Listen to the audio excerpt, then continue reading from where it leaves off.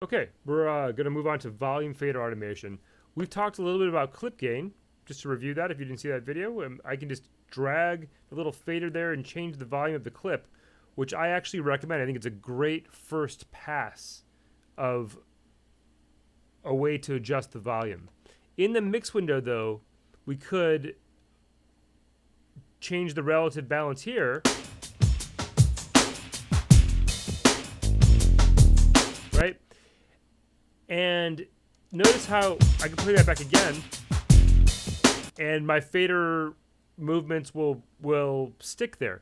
This is really like a analog mixer. So I would first do the clip gain like that. Then I would get a good balance that way. Then I come in here and do a balance this way, right?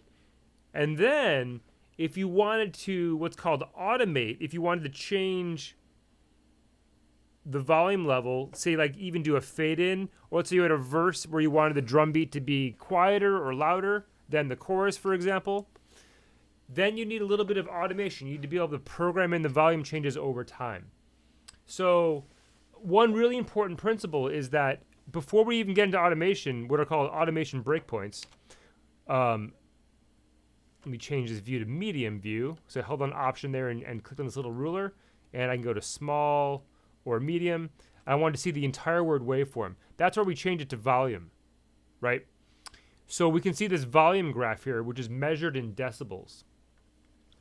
And it's really important to understand, as soon as we put in one little breakpoint, we usually use the grabber tool proper, just the grabber tool, not the smart tool. As soon as we put the grabber tool in here, if we put one little breakpoint in here, and you can see that right here, let me zoom way in here for you guys. So once I put that one little breakpoint here, let me undo. Now I don't have any breakpoints. So I put one little breakpoint in there, which is a graph of the volume fader. So if I just play this clip right here, let me zoom out here again. You can see the fader should move. See it moved right there? Do it again. And it dips down a little bit. All it's doing is reading back that little dip.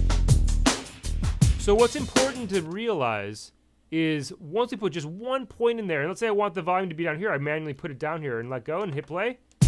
What happened? My fader went right back to where it was. So really important point here is once you put any breakpoint in there of any volume automation or pan, then the manual control of the mixing goes away. And so I did this all kind of fast, so let's just step back. Let's say I don't like any of that. I can just hit delete key, and now I have manual control of my fader now. So all the breakpoints are gone.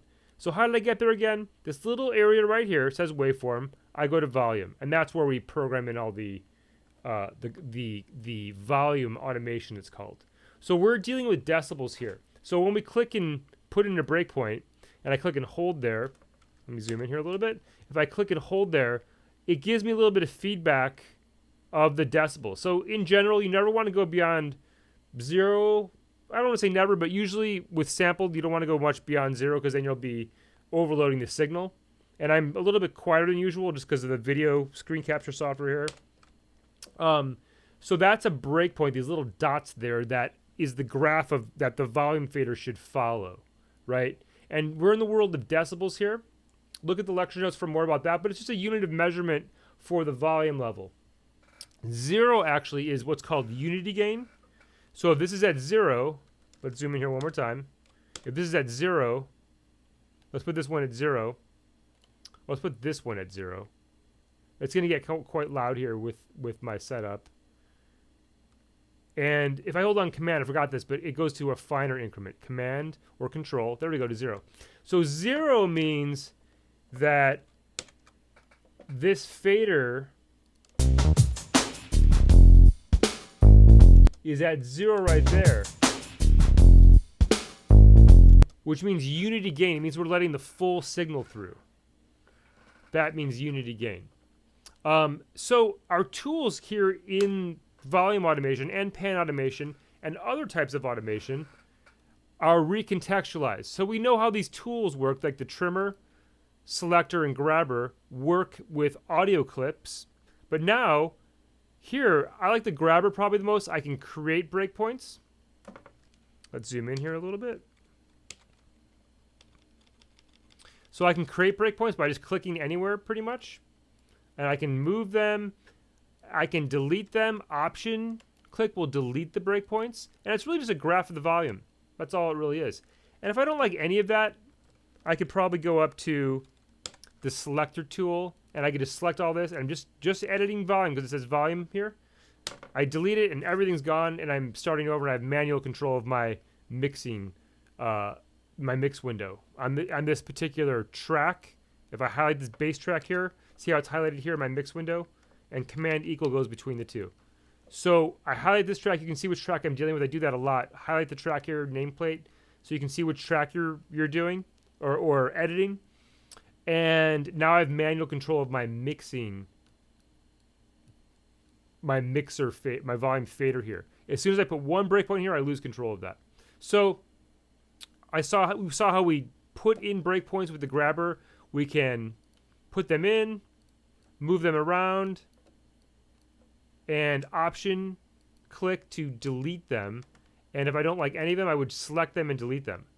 I guess delete them. Let me undo that. I can copy automation 2 and paste it as well, right? I'm just going to step back on that and then just hit delete. And I can do Command A or Control A. We'll select everything and delete if you want to just start over. The trim tool is kind of cool here. So I can make a selection. Let's go to the Smart tool here. I can make a selection of this first and use the trim tool. It'll just turn the whole volume of that clip up or down. So here's 3 clips here. I'm just going to solo the bass here so you can hear the difference. And it's just following the graph, essentially. Really quiet. And then it's going to turn it up right here. This next. Yep. And then it's going to go way down, almost inaudibly low, right? There we go. Maybe you'll hear that a little bit. So the trim tool then, let's step back. If you have a selection, I can just grab the whole thing and change the volume. So this volume automation, I would just do a little bit of it just to see how it works. But I would do most of my volume automation these days in clip gain, as I was showing you before.